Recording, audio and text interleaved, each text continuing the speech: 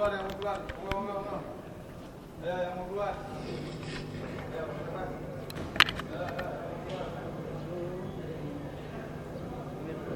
Assalamualaikum warahmatullahi wabarakatuh.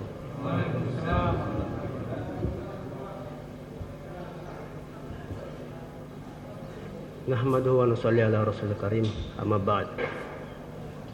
Ya, dimuliakan Allah Subhanahu wa taala, sebelum kita ta'lim nih, kita sempurnakan adab-adab ta'lim ya. Apa yang kita telah tahu dari adab-adab ta'lim kita praktekkan sekarang. Jadi bukannya adab ta'lim nih ketika mau ta'lim terus kita amalkan terus. Ketika mau ta'lim, sebelum ta'lim kita sempurnakan adab-adabnya, yaitu dengan wudu, duduk. Kalau mulai iftiros, mulai sekarang iftiros. Jangan waktu kita bicara adab dengan iftiros, akhirnya iftiros semuanya. Ya, mau iftiros mulai sekarang iftiros. Supaya apa? Supaya kita ini ada fikir setiap saat, kita ini selalu mempunyai adab.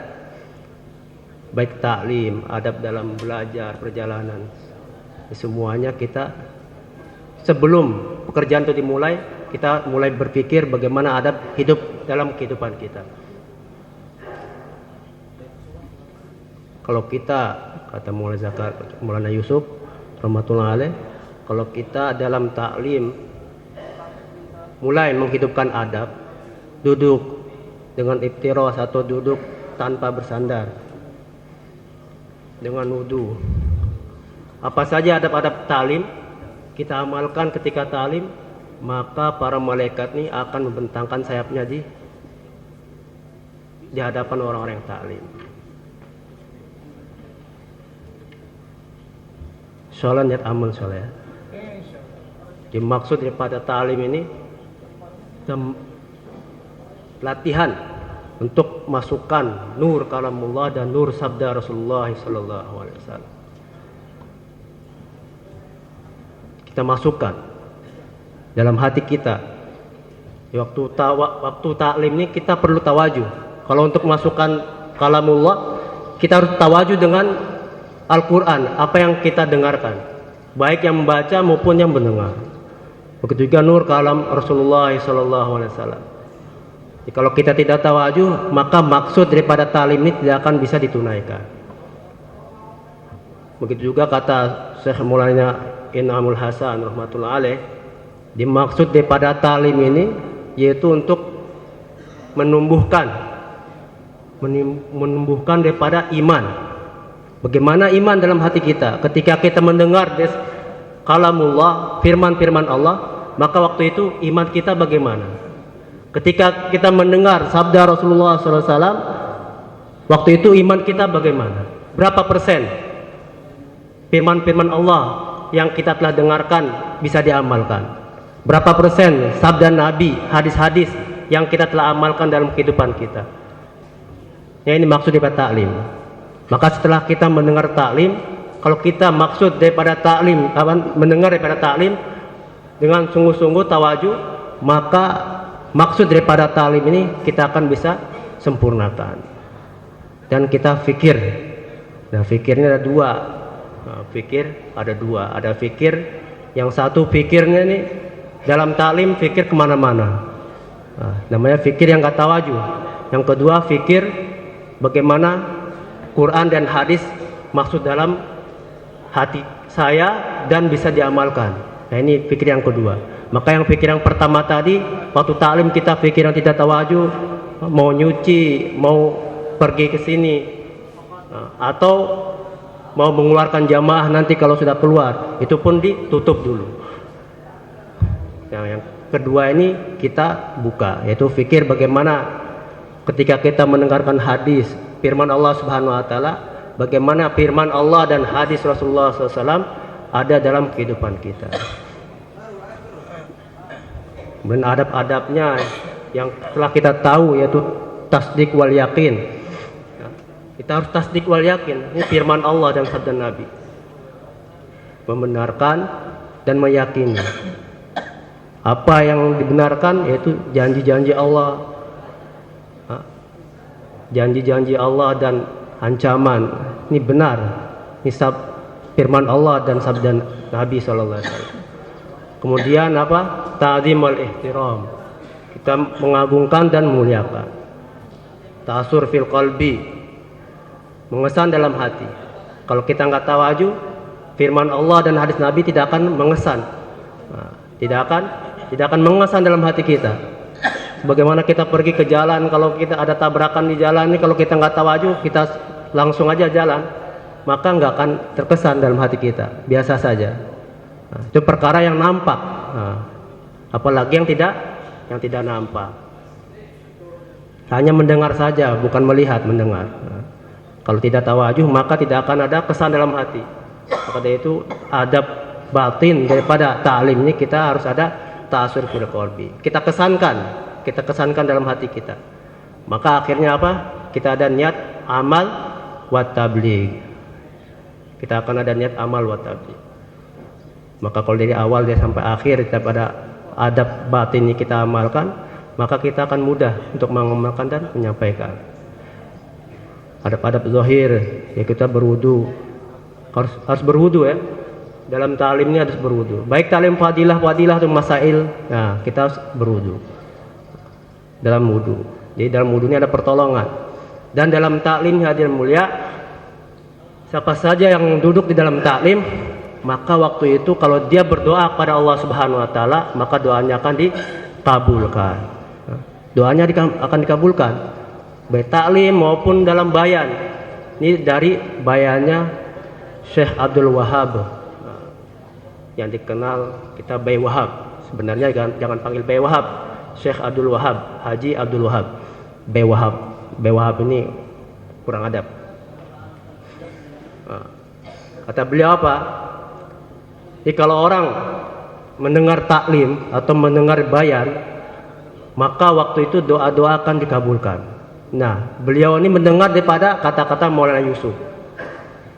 Kalau orang dalam taklim, dalam bayan, dia berdoa, maka doa-doanya akan dikabulkan. Maka suatu ketika Maulana Said Ahmad Khan, muhajir Madinah, beliau hijrah di Madinah. Waktu itu pernah ditangkap oleh polisi Mekah.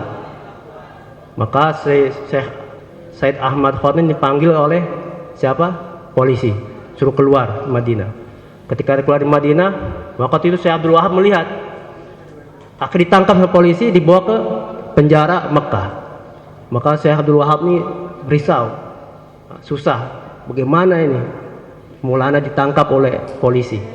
Akhirnya beliau ingat kata-kata Syekh Maulana Yusuf rahmatullah alaih. Syekh Maulana Yusuf rahmatullah alaih.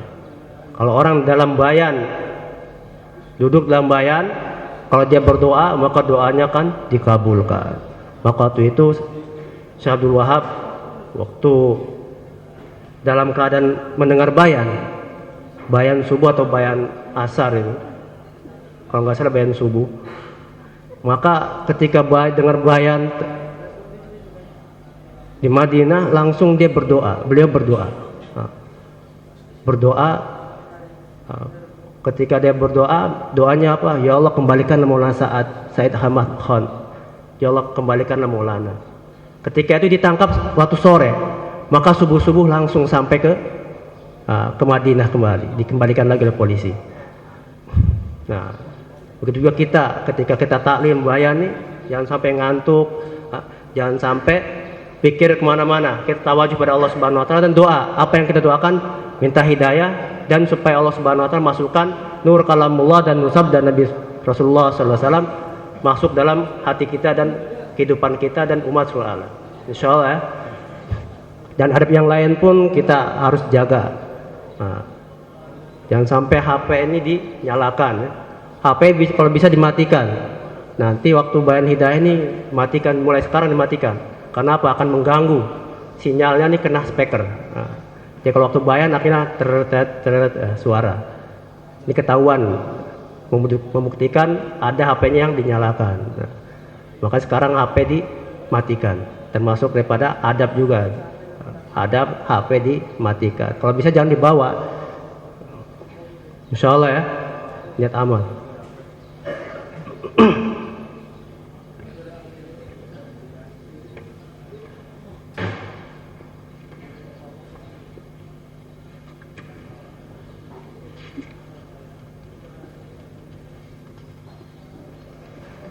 Bismillahirrahmanirrahim. Wa an Abi Hurairah radhiyallahu anhu qala sami'tu Rasulullah sallallahu alaihi wasallam yaqul ara'aytum law anna nahran bi babi ahadikum yaktasilu fihi kulla yawmin 5 marrat hal baqiya min daranihi syai'un qalu la yabqa min daranihi syai' qala fakadzalika mathu salawatil 5 yamhu Allahu bihinna al khataaya. Dari Sayyidina Abu Hurairah radhiyallahu anhu, ia berkata, aku mendengar baginda Rasulullah sallallahu alaihi wasallam bertanya, bagaimana pendapat kalian jika ada sebuah sungai di depan pintu seorang dari kalian, lalu ia mandi di dalamnya 5 kali sehari? Apakah masih ada kotoran badan yang melekat di tubuhnya? Para sahabat radhiyallahu anhum menjawab, tidak akan ada kotoran badan yang masih melekat di tubuhnya. Beliau bersabda, itulah perumpamaan solat 5 waktu. Dengannya Allah Subhanahu wa taala akan menghapus dosa-dosa. Wa an Abi Hurairah radhiyallahu anhu qala sami'tu Rasulullah sallallahu alaihi wasallam yaqul ara'aytum law anna nahran bi babi ahadikum yaktasilu fihi kulla yawmin 5 marrat hal baqiya min daranihi syai' qalu la yabqa min daranihi syai' qala fakadzalika mathalus salawatil 5 yamhu Allahu bihinna al khataaya. Dari Sayyidina Abu Hurairah radhiyallahu anhu, ia berkata, aku mendengar baginda Rasulullah sallallahu alaihi wasallam bertanya, bagaimana pendapat kalian jika ada sebuah sungai di depan pintu seorang dari kalian, lalu ia mandi di dalamnya 5 kali sehari? Apakah masih ada kotoran badan yang melekat di tubuhnya? Para sahabat radhiyallahu anhum menjawab, tidak akan ada kotoran badan yang masih melekat di tubuhnya. Beliau bersabda, itulah perumpamaan salat 5 waktu. Dengannya Allah Subhanahu wa taala akan menghapus dosa-dosa. Dari Sayyidina Abu Hurairah radhiyallahu anhu, ia berkata, aku mendengar baginda Rasulullah sallallahu alaihi wasallam bertanya, bagaimana pendapat kalian jika ada sebuah sungai di depan pintu seseorang dari kalian, lalu ia mandi di dalamnya 5 kali sehari? Apakah masih ada kotoran badan yang melekat di tubuhnya? Para sahabat radhiyallahu anhum menjawab, tidak akan ada kotoran badan yang masih melekat di tubuhnya. Beliau bersabda, itulah perumpamaan salat 5 waktu. Dengannya Allah Subhanahu wa taala akan menghapus dosa-dosa.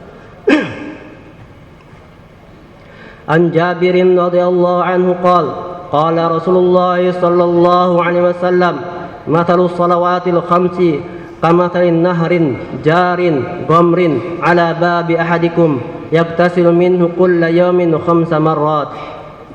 An Jabirin radhiyallahu anhu qala Rasulullah sallallahu alaihi wasallam mathalus salawatil 5 kamathalin nahrin jarin ghamrin ala babi ahadikum yaktasilu minhu kulla yawmin 5 marrat.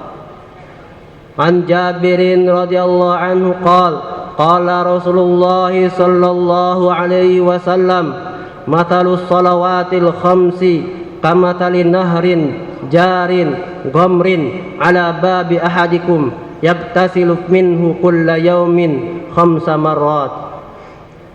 Dari Sayyidina Jabir radhiyallahu anhu, ia berkata, baginda Rasulullah sallallahu alaihi wasallam bersabda, perumpamaan salat 5 waktu adalah seperti sebuah sungai yang dalam yang mengalir di depan pintu rumah seseorang dari kalian. Ia mandi di dalamnya 5 kali sehari.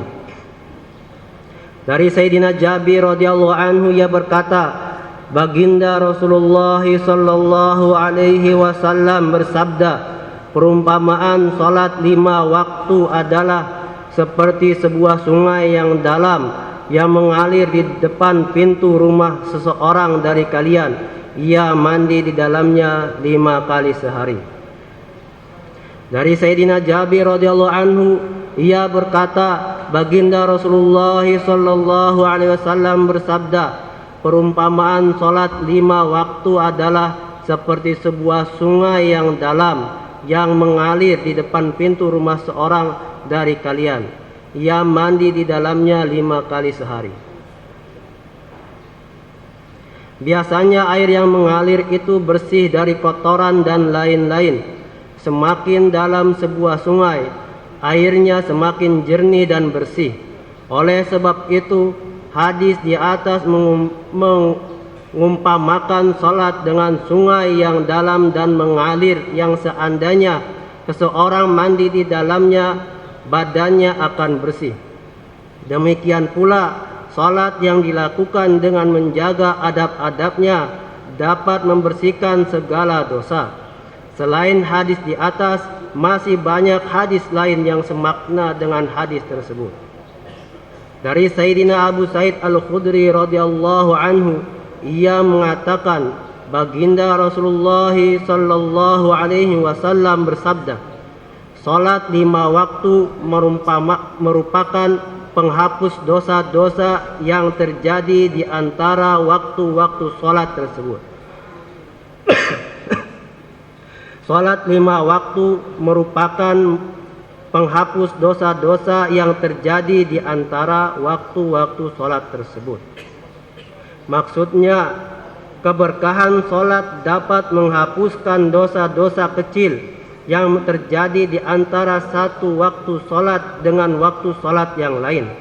Selanjutnya, hadis tersebut memberikan perumpamaan sebagaimana seseorang yang bekerja di sebuah pabrik, maka dirinya akan kotor dan berdebu, tetapi ada 5 sungai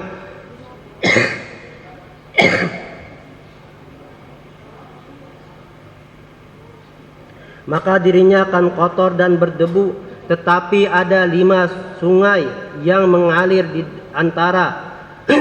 antara pabrik dan rumahnya. Setiap pulang ia mandi di sungai tersebut.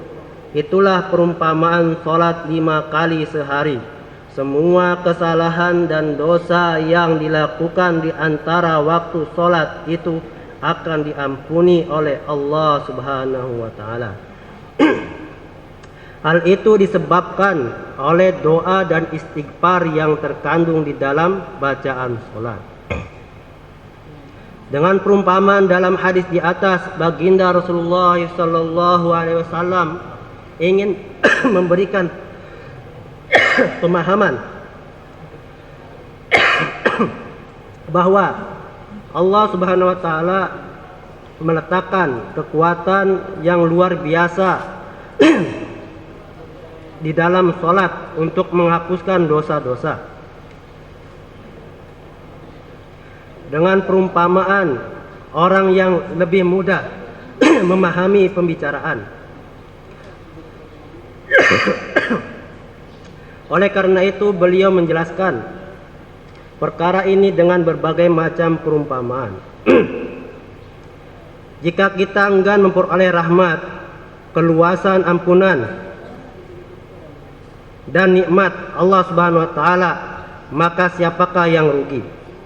Kita sendirilah yang akan rugi.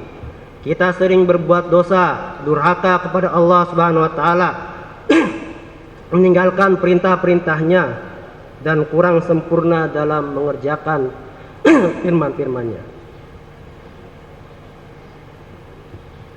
Seorang raja yang adil sudah sewajarnya menghukum kita jika kita tidak mentaatinya.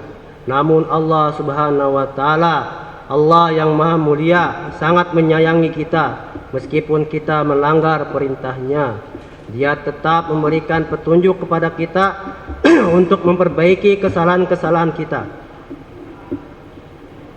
Jika kita tidak memanfaatkan kemurahan Allah Subhanahu wa taala tersebut, betapa bodohnya kita. Rahmat dan kasih sayang Allah Subhanahu wa taala kepada kita sangat berlimpah. Disebutkan dalam hadis,